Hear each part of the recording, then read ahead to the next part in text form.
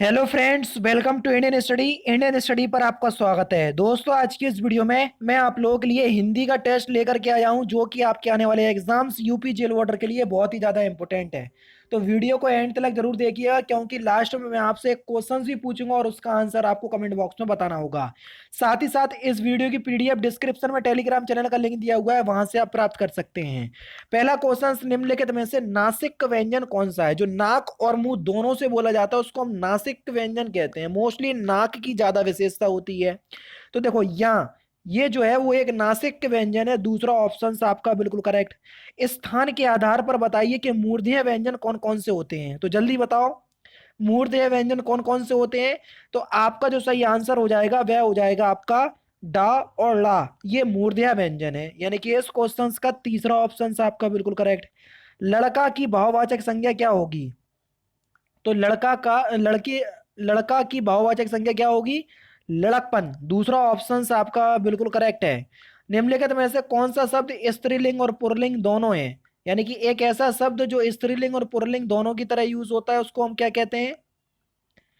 तो हार। ये जो आपका शब्द है ये स्त्रीलिंग और पुल्लिंग दोनों की तरह यूज होता है। निम्नलिखित में से किस वाक्य में सर्वनाम का अशुद्ध प्रयोग हुआ है?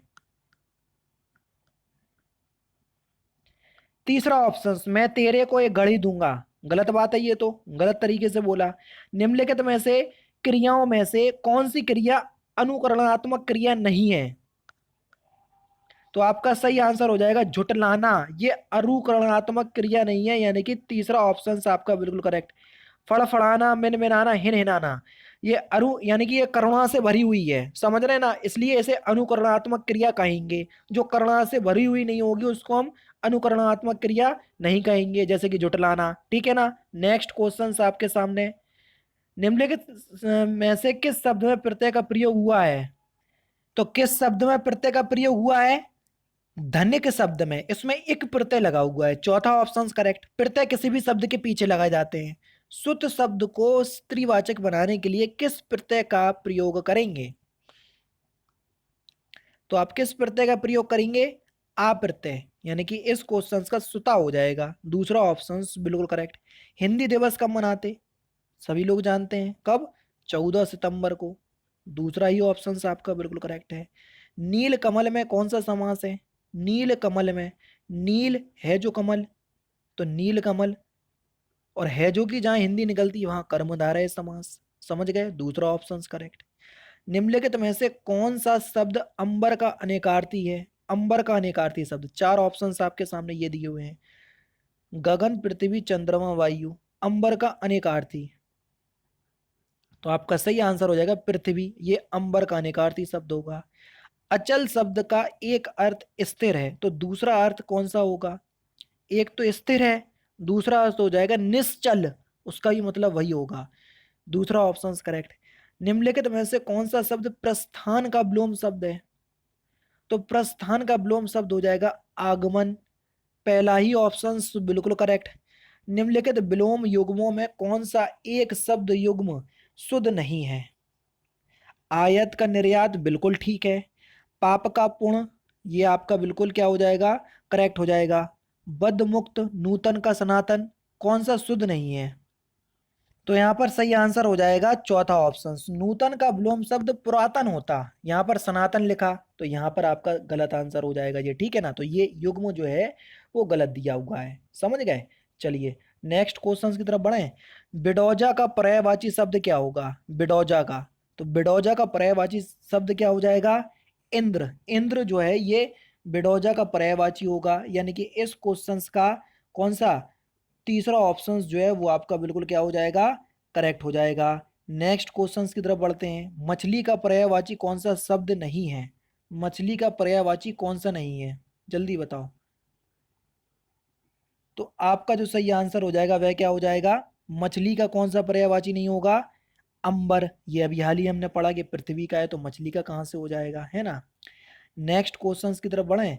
नेक्स्ट क्वेश्चन से आपका कि निम्नलिखित में से शुद्ध वर्तनी आपको बताना है। शुद्ध वर्तनी कौन सी है? तो आपका सही आंसर क्या हो जाएगा? बाढ़ में, ये शुद्ध वर्तनी में लिखा हुआ है। तीसरा ऑप्शन बिल्कुल करेक्ट है। निम्नलिखित में से कौन सा शब्द तद्भव है? जल्दी बताओ, तद्भव शब्द कौन सा है? तो आपका सही आंसर हो जाएगा पंख, ये एक तद्भव शब्द है। ससुर का तत्सम, ससुर का तत्सम, तो ससुर का तत्सम क्या हो जाएगा? ससुर, यानी कि तीसरा ऑप्शन बिल्कुल करेक्ट। निम्नलिखित शब्दों में से देशज भाषा का चयन कीजिए, कौन सी देशज भाषा है? जल्दी बताओ। डिबिया, डिबिया जो है वो एक देशज भाषा है। जिन शब्दों का विकास हमारे देश में हुआ है, जैसे खिड़की, लोटा, डिबिया, ये सभी देशज भाषा के शब्द कहलाते हैं। अंत्यज शब्द के लिए वाक्यांश बताइए। आपको अर्थ दे दिया है, वाक्यांश का एक शब्द दे दिया है, वाक्यांश आपसे पूछा है। तो यहाँ पर सही आंसर क्या हो जाएगा? तथाकथित निम्न जातियों में जन्म लेने वाले को हम बोलते हैं अंत्यज। चौथा ऑप्शन आपका बिल्कुल करेक्ट। अनिश्चित जीविका के लिए एक सही अर्थ क्या होगा? अनिश्चित जीविका के लिए, तो आपका सही आंसर क्या हो जाएगा? बी ऑप्शन, अस्थायी सेवा। चारु चंद्र की चंचल किरणें खेल रही हैं जल थल में, इसमें कौन सा अलंकार होगा? चा वर्ण की आवृत्ति बार बार आ रही, तो यहाँ पर आपका अनुप्रास अलंकार होगा। पहला ही ऑप्शन करेक्ट। तीन बेर खाती वे तीन बेर खाती है, यहाँ पर तीन बेर वर्ड जो है वो दूसरी मतलब दो बार आ रहा, और जहाँ पर एक शब्द की आवृत्ति दो या दो से अधिक बार आए वहाँ यमक अलंकार होता है, तो दूसरा ऑप्शन यहाँ बिल्कुल करेक्ट। नेक्स्ट क्वेश्चन, हिमालय से गंगा निकलती है। अब देखो, हिमालय से गंगा अलग होगी तभी तो निकलेगी, और जब से कारक चिन्ह का यूज अलग होने के लिए होता है तो वहाँ अपादान कारक होता है। पहला ही ऑप्शन करेक्ट। रामचंद्र शुक्ल का हिंदी साहित्य, रामचंद्र शुक्ल का हिंदी साहित्य का इतिहास पहली बार कब प्रकाशित हुआ? तो कब हुआ था ये? 1929 में हुआ था। अर्धकथा किसकी आत्मकथा है? अर्धकथा ये किसकी आत्मकथा है? ये डॉक्टर नागेंद्र की आत्मकथा है। पहला ऑप्शन करेक्ट। कितने पाकिस्तान के रचनाकार कौन है? बहुत इंपॉर्टेंट क्वेश्चंस। तो कितने पाकिस्तान के रचनाकार कौन है? कमलेश्वर, पहला ही ऑप्शन करेक्ट, वही क्वेश्चन है। कलेजे पर सांप लौटना मुहावरे का सही अर्थ क्या है? इंपॉर्टेंट क्वेश्चन है, जल्दी बताओ। कलेजे पर सांप लौटना, तो इसका मतलब हो जाएगा ईर्ष्या से जल उठना। दूसरा ऑप्शन बिल्कुल करेक्ट। औंधी खोपड़ी मुहावरे का अर्थ क्या है? औंधी खोपड़ी मुहावरे का सही अर्थ, तो इसका सही अर्थ हो जाएगा मूर्ख होना। पहला ही ऑप्शन करेक्ट। निम्नलिखित में से कौन सा शब्द वाक्य शुद्ध है? कौन सा वाक्य शुद्ध है? जल्दी बताओ। एक वाक्य जो है वो पूरा शुद्ध सही तरीके से लिखा हुआ है, वही आपको छांटना है। शरत काल में चंद्रमा की शोभा देखने योग्य होती है, तीसरा ऑप्शन बिल्कुल करेक्ट है।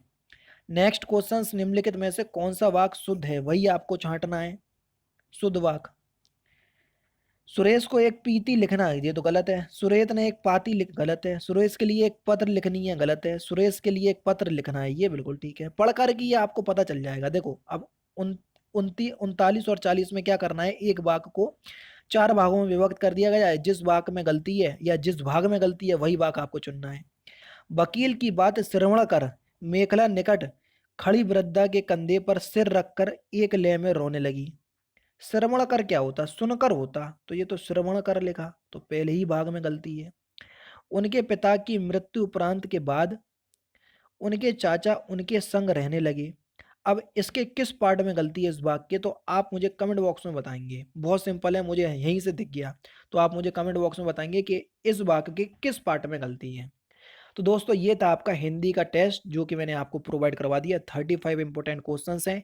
टेस्ट नंबर 98 है। बहुत जल्दी आपका नवंबर में एग्जाम होने वाला है जेल वाटर का। तो आप सभी लोग अगर टेस्ट दे रहे हैं तो बहुत ही अच्छी बात है, और नहीं दे रहे हैं तो आप सभी लोग जानते हैं कि बाद में आपको पछताना ही पड़ेगा। तो मैं आपसे बार बार बोल रहा हूँ कि आप टेस्ट देते रहिए, देते रहिए, देते रहिए, क्योंकि बहुत जल्दी ही आपका एग्जाम होने वाला है। तो दोस्तों फिलहाल की वीडियो में सिर्फ इतना ही। अगर आपको वीडियो पसंद आए तो प्लीज़ दोस्तों वीडियो को लाइक कीजिए, शेयर कीजिए, और साथ ही साथ हमारे चैनल को सब्सक्राइब करना ना भूलें, क्योंकि मैं रोजाना इसी तरह की वीडियोस आप लोगों के लिए लाता रहता हूँ। नमस्कार दोस्तों, जय हिंद, जय भारत।